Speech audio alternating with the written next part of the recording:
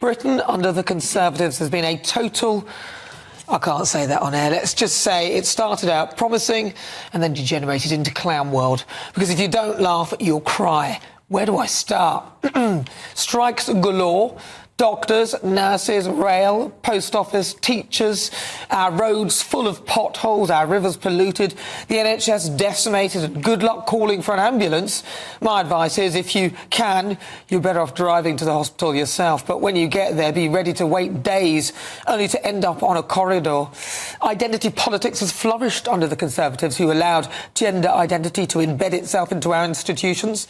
True, it was Sir Keir Starmer who struggled to answer whether a woman has a penis or not, but to be fair to him, it was the policies set up by the Tories that enabled this delusion. Diversity and inclusion, or DEI, and net zero all became a thing under the last government. The latter we can thank Theresa May for. Crime is off the scale, and don't get me started on people carrying knives and machetes. Bills are sky high, not helped by the highest tax burden since the war.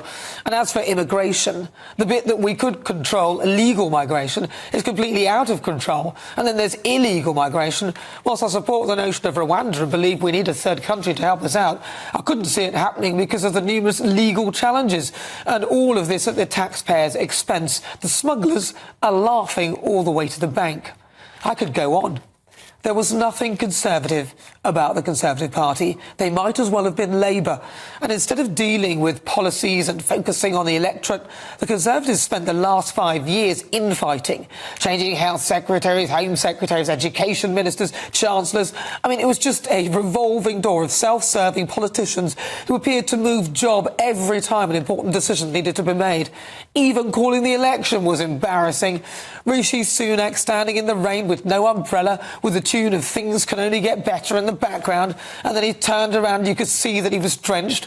All we needed next was lightning to finish things off. And after that, he stood in the Titanic quarter under the exit sign. And what on earth was he thinking when he chose to leave the D-Day commemorations early for a pre-recorded interview on ITV?